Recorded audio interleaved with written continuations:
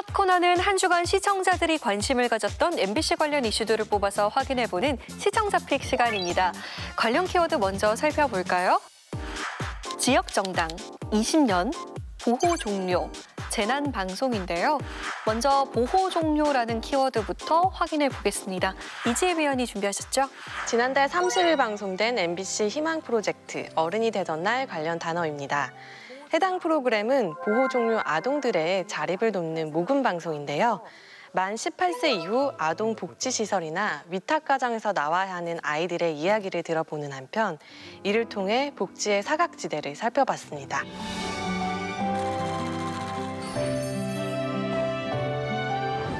이곳에서 8살 막둥이부터 대학생 큰형들까지 10명이 함께 생활합니다.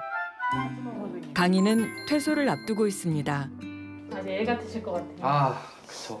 아직 많이 아기죠. 아직도 보면 어렸을 때 모습이 기억이 나니까. 시설은 강희한테는 어떤 존재였어요? 제 집이죠, 시설은. 갈 곳 없는 곳에 이제 버려졌는데 여기서 저를 걷어주시고 이제 잘 키워주셨으니까. 시설에서의 마지막 저녁 식사 시간. 막둥이가 밥상에 뭔가를 들고 옵니다. 사진입니다. 이거 어디서 갖고 왔어? 지금? 엄마가 준 거야. 엄마가 저번주에 준 거. 언제? 엄마가 여기 왔을 때 준 거. 근데 왜 여기 갖다 놨어, 먹을 때? 이거요? 좋아서. 엄마 생각이 나서?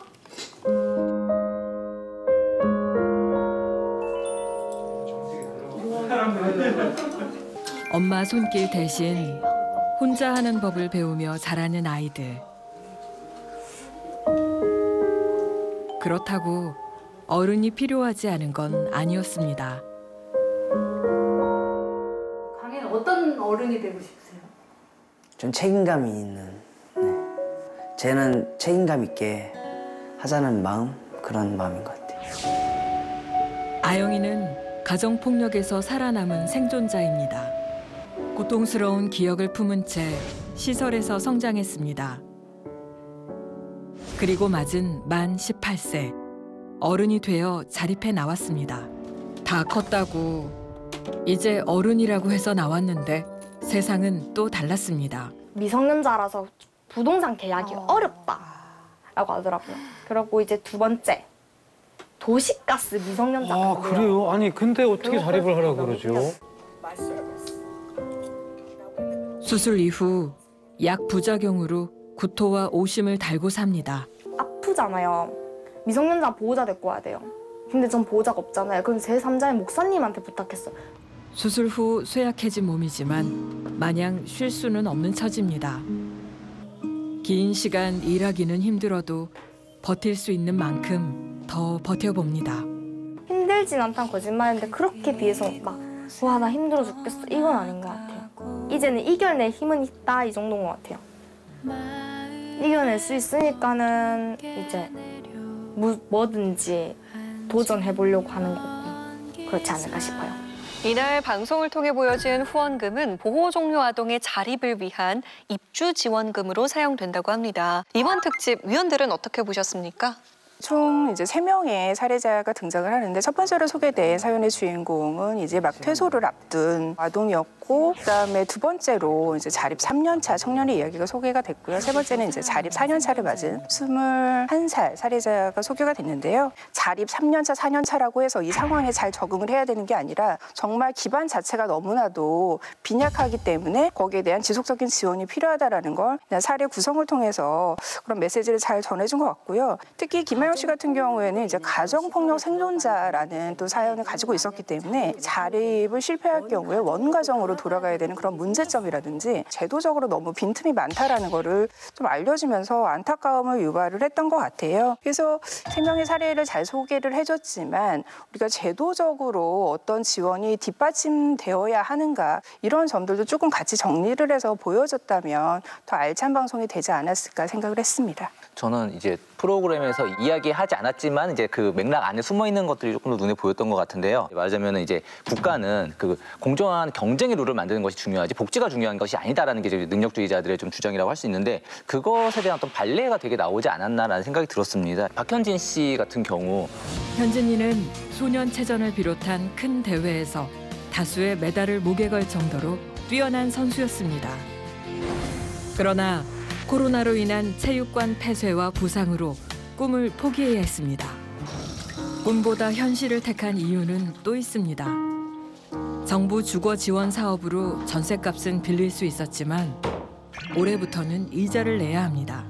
당장의 생계를 위해서 꿈을 포기할 수밖에 없는 상황이고 말하자면 그런 충분한 사회적 안전망이 없으면 능력을 발휘할 수가 없다는 것이 보여지는 거죠. 문득 제 생각이 났어요. 직장 다니면서 모은 돈을 가지고서 독립을 했죠. 그런 점에 저를 비롯해서 비슷한 경험을 한 사람들은 나는 부모 손을 빌리지 않았어라고 굳게 믿을 겁니다. 근데 제가 그 돈을 모을 수 있었던 거는 사실은 부모 밑에서 의식주를 충분히 해결하기 때문에 모을 수 있었던 거죠. 여기 나오는 그 수많은 사례들 대부분이 거주의 문제를 다 얘기했잖아요. 맞아요. 이제 직접적으로 이제 그런 것들에 대해 비판하진 않았지만은 이제 그들의 사례를 보면서 우리가 이제 알 수 있는 부분이 있었던 것 같고 올해 6월부터 자립준비 청년의 보호 종료 기간이 이제 만 18세에서 만 24세로 늘어나는 걸로 알고 있는데 그런 제도적인 측면까지 더 관심을 가지고 복지나 이런 제도들 안전망, 재분배에 대해서 더 많이 생각해보는 계기가 되면 좋겠다고 생각했습니다. 사례자로 등장한 세 청년이 신체적, 정신적인 질병을 앓고 있는데요. 이들이 사회적으로 완전한 성인으로 기능할 수 있을 때까지 도와야 되는 국가의 역할이 중요할 거라고 보여져요. 그런데 이제 이 프로그램 자체가 모금 동기를 부추기는 그런 목적이 강하다 보니까 감정적인 공감에 초점을 두게 될 수밖에 없었는데요. 국가가 역할을 제대로 해야 된다는 그런 책임 촉구는 약간 가볍게 넘어간 측면이 있어서 그 점은 조금 아쉽게 여겨졌습니다. 다음 키워드는 지역정당입니다. 이건 어떤 프로그램과 연관된 단어인가요? 예, 지난 5일 방송된 탐사기 엑스트레이트 관련 키워드입니다. 이날은 지방 없는 지방선거라는 주제로 방송했는데요. 지역과 밀접한 활동을 펼치는 지역정당의 활동을 살펴보고 소규모 정당이 지방선거에 후보를 낼 수 없는 이유도 확인했습니다. 이번 지방선거도 양대 정당 그들만의 잔치였습니다. 단체장은 말할 것도 없고 풀뿌리 민심을 대표한다는 지방의회 역시 제도권 정당들이 싹쓸이했습니다. 거대 정당 골리앗의 도전장을 낸 우리 동네 다윗들의 반란 이미 시작됐습니다. 주황색 망토를 두른 시민들이 모였습니다. 정당에서 나왔다고 거창한 정치적 구호를 외치는 게 아닙니다. 자전거 도로 늘리자는 캠페인의 한창입니다. 여의도만 해도 자전거 도로가 되게 잘 돼 있는데 실제로 시민이 살고 있는 물레동이나 그리고 타임스퀘어 근처나 여기는 도로는 되게 좁고 자전거 도로는 없는데 올해 1월엔 서울 은평구에서도 지역 정당이 만들어졌습니다. 현재 가련 1구역 재개발 사업의 초등학교 설립 문제에 주민 의견을 모으고 있는데요. 그러니까 어떤 주민들은 학교가 있어야 한다. 그리고 또 어떤 주민들은 학교 필요 없고 거기 아파트나 짓자 하는 이제 주민 갈등이 되게 심각한 상황이거든요. 시민의 삶에 바짝 붙어 목소리를 내고 활동하는 지역 정당들. 하지만 법적으로는 정당이 아닙니다. 선거에도 당 이름을 걸고 나설 수는 없습니다. 영등포 선관위에 지역정당으로 내니까 당연히 등록된 정당이 아니니 반렵니다 했던 거를 이제 2번이나 받았죠. 예비 후보 낼 때, 정식 후보 낼 때. 우리나라에서 법적으로 정당의 지위를 인정받으려면 반드시 서울에 중앙당을 둬야 합니다. 또 1000명 이상 당원이 모집된 광역단체 5곳의 시도당을 갖춰야 정당 등록을 받아주는데요. 지역정당의 진입이 원천적으로 막혀 있는 겁니다. 60년 전 군사반란으로 집권한 박정희 정권 때부터 생긴 조항입니다. 정당이 난립해 정치 불안이 심하다. 그런 이유였다는데요. 지역정당들은 이 같은 정당법이 위헌이라며 지난해 헌법 소원을 냈습니다. 경제협력개발기구 OECD 회원국 가운데 지역정당 설립이 불가능한 나라는 사실상 한국밖에 없다고 하는데요. 보도를 본 시청자들은 어떤 반응 보였나요? 예, 댓글 살펴보면요. 한국만 없는 지역정당에 대한 이야기 유익했습니다. 스트레이트 화이팅. 지역정당 취재 참 의미 있고 좋네요. 풀뿌리 민주주의 말만 하고 풀뿌리가 안 되는 이유가 법에 있었군요. 사실 양당 아님 대안이 없어서 어쩔 수 없이 투표하는 경우가 많다. 지선에서는 지역정당도 많이 볼 수 있길. 이처럼 지역정당에 대해 알린 보도가 의미 있었다는 반응이었습니다. 의원들은 이날 보도 어떻게 보셨습니까?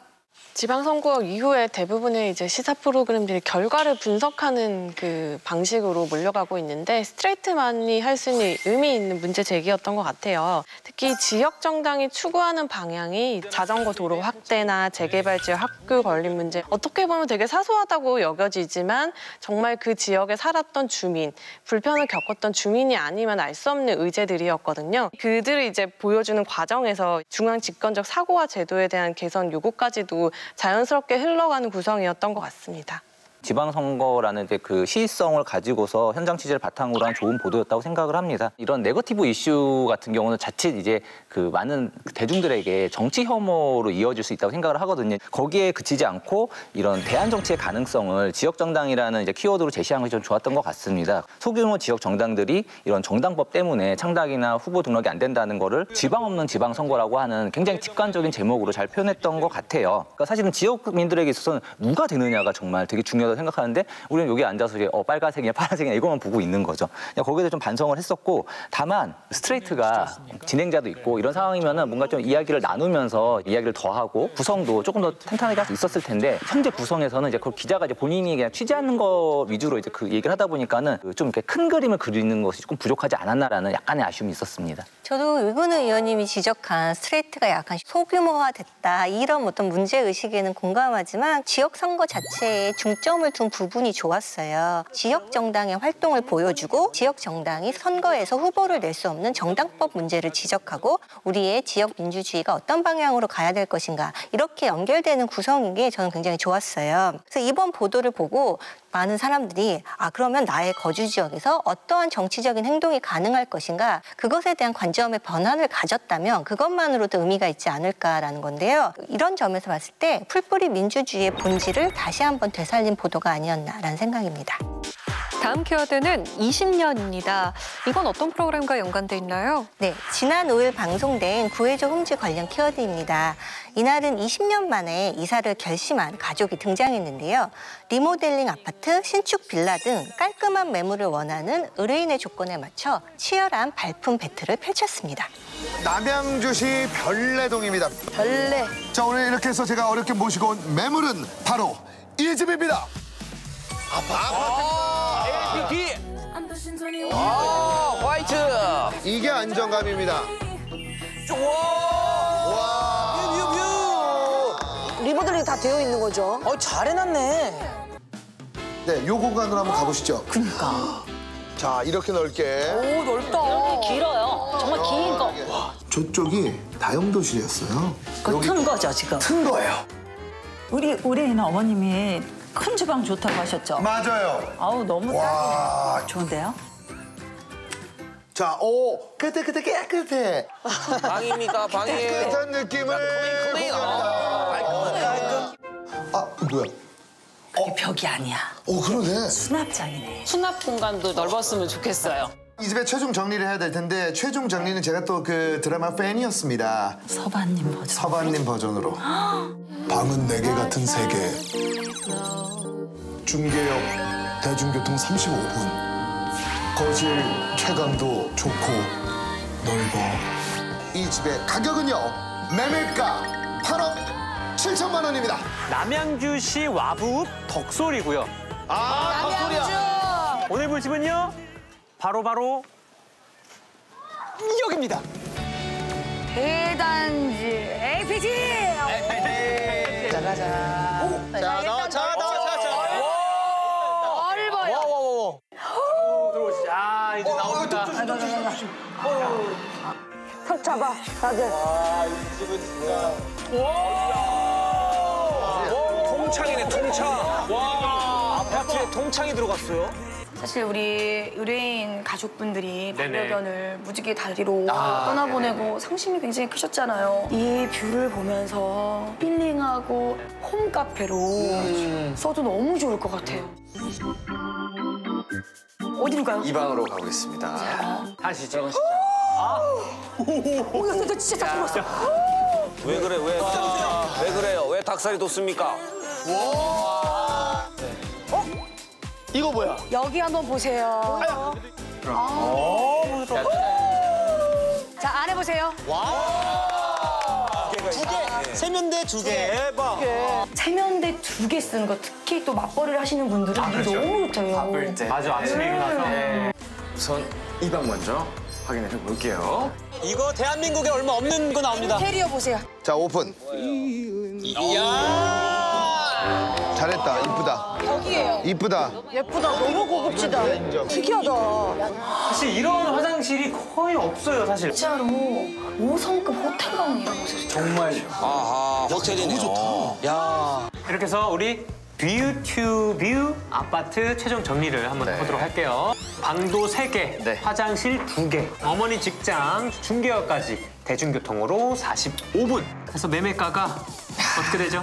의뢰인 한정으로 9억 10만 원. 쳐주신 거예요. 덕팀의 별내 작사 리모 작곡이냐? 복팀의 남양주 씨 V2V 아파트냐? 의뢰인의 선택은 저희의 선택은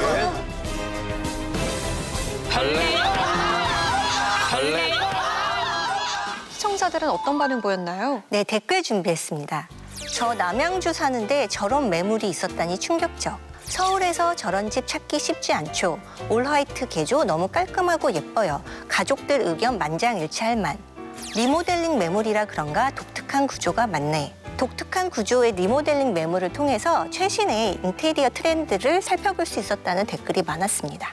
네, 이번 구해줘 홈즈 미원들은 어떻게 보셨을까요? 인테리어 구경하는 재미가 제일 컸던 회차였던 것 같아요. 북서울 체크인 매물 같은 경우에는 작은 방을 트고 출입문 위치를 바꿔서 카페처럼 바꿔놓고 또 화장실 문을 벽면으로 사용하는 굉장히 대담한 인테리어 팁들을 제공을 했어요. 또 최종 선택된 별내 작사 리모 작곡 매물에서는 벽지 뒤에 자석판을 넣어서 그 벽을 아예 가족사진 존으로 만들었는데 이런 아이디어는 큰 비용 들이지 않고도 당장 또 적용해 볼 수 있는 아이디어라서 팁을 잘 얻은 회차였던 것 같아요. 구해줘 홈즈라는 프로그램 자체가 의뢰인에게 실제로 집을 구해줘야 되기 때문에 굉장히 그 요구 조건에 충실한 집을 구해줘야 되고 또 한편으로는 이것이 예능 프로그램이기 때문에 시청자들에게 어떤 다양한 볼거리를 제공해야 된다라는 두 가지 중요한 목적이 있잖아요. 이 사이에서 균형을 맞추기가 굉장히 어렵다는 것을 잘 알지만 그럼에도 불구하고 이 균형을 어렵다는 이유로 너무 쉽게 깨지는 말았으면 하는 그런 아쉬움이 있었어요. 왜냐하면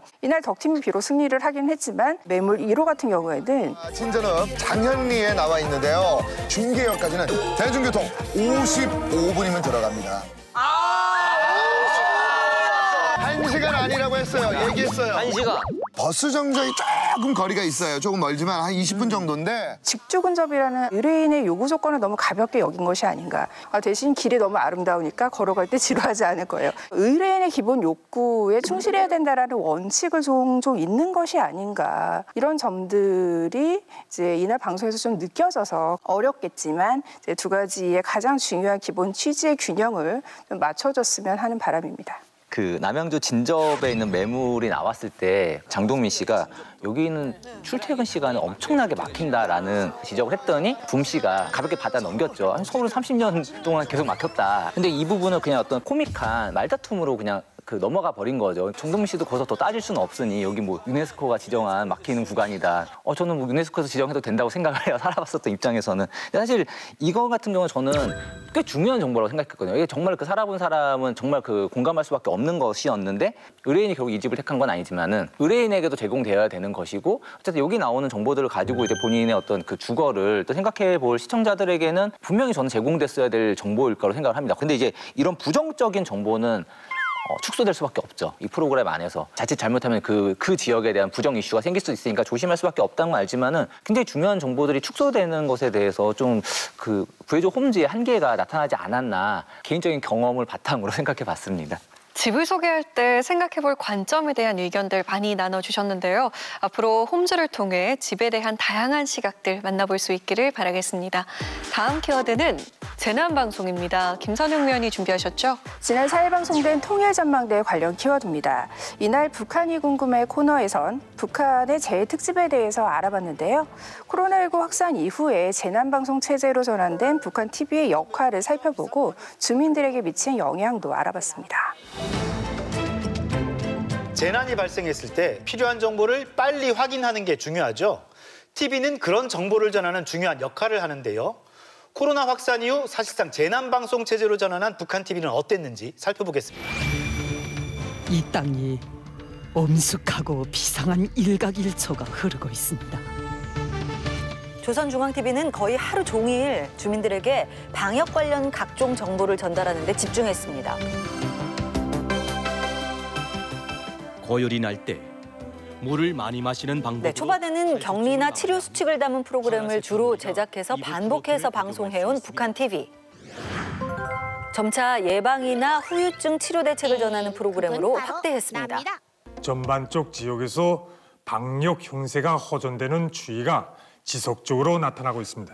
상황이 호전되고 있다는 발표 이후엔 현황 중심으로 보도하면서 최근에는 극복할 수 있다, 방역에 자신감을 강조하는 내용을 주로 전하고 있습니다. 코로나 상황이 좀 호전된 것처럼 나오거든요. 실제로 어떤지 궁금합니다. 북한 이 주민 상황 들어보신 거 있으세요? 우리 식구 중에 누군가는 한 명이라도 피해를 볼 수 있다. 죽을 수도 있다는 얘기죠. 울먹울먹 했는데 며칠 후에 전화했는데 그때는 조금 안정된 그 말투? 네, 그렇게 전화를 하더라고요. 네. 그리고 소독이라든가 뭐 위생 수칙들 있잖아요. 그걸 정말 잘 지킨다고 하더라고요. 북한에 계실 때 강미지 씨는 홍역이나 조류독감 같은 이 대유행을 겪으셨잖아요. 그때랑 비교해 봤을 때 이번 코로나 방송은 좀 어떻게 다르던가요? 저희가 어렸을 때라거나 북한에서 있을 때는 이런 재난방송 자체가 없었고요. 그 재난방송이라고 하게 되면 뭐 조선중앙 제3방송이라는 게 있어가지고 그 3방송을 통해서 조금씩 알려주고 사실 코로나 방송은 비교적 빠르게 체계적으로 주민들이 대응해야 될 그런 걸 가르쳐주다 보니까 주민들이 좀 안심하지 않을까. 그리고 아마 건건 역사에서는 처음 있었을 거예요. 이제 군의관들을 다 동원해서 약을 전국에 배포를 했잖아요. 그러니까 그런 걸 보면서 아 이렇게 나라가 보살펴 주니까 조금은 안전하지 않을까 좀 안심할 것 같고요. 하루 종일 주민들이 텔레비를 볼 수 있는 시간에 그 방역 수칙이라든가 대응에 대해서 내보낸다는 주민들이 어느 정도 대응을 할 수 있는 그런 시스템은 제공해주고 있는 것 같습니다. 위원들은 이날 통일전망대 어떻게 보셨어요? 북한 방송이 제도 속에서는 어쨌든 기민하고 유연하게 대처를 하고 있구나. 계속 변화해가면서 어떤 재난 방송이라는 것을 진행하고 있구나라는 걸 깨달을 수 있었고요. 거기에 더해서 이제 북한 사회의 실정도 같이 엿볼 수 있었던 것 같아요. 가령 뭐 예를 들어서 휴대폰으로 이렇게 연락을 하라라든가 태블릿이나 PC로 이렇게 정보를 받아라든가 또한 이제 많은 프로그램이 약간 연성화된 형태로서 제공이 되면서 이런 부분이 우리가 생각하고 있던 북한 사회의 경직된 분위기와는 조금 다른 인상을 주었던 것도 사실인 것 같아요. 더 흥미로웠던 것은 사실은 알고 보면 이 방송 관점이 교육에 더 초점이 맞춰졌다는 이제 김수경 교수의 말인데요. 당국이 선전하고자 하는 내용이 들어간 것이다. 재난방송에서는 이 부분이 더 주요하게 다뤄진다. 이런 점들을 지적한 것이 약간 우리에게 관점적인 시각을 준 것 같아요. 미디어 비평의 관점에서 굉장히 흥미로운 지점들이 많았던 것 같아요. 코로나19 확산 이전과 그 확산 이후에 북한의 방송 태도가 어떻게 바뀌었는지도 구체적으로 알려줬고 특히나 이제 공포감 전달보다는 확진자 치료 상황을 브리핑하면서 예방이라든지 치료의 중요성에 대해서 훨씬 더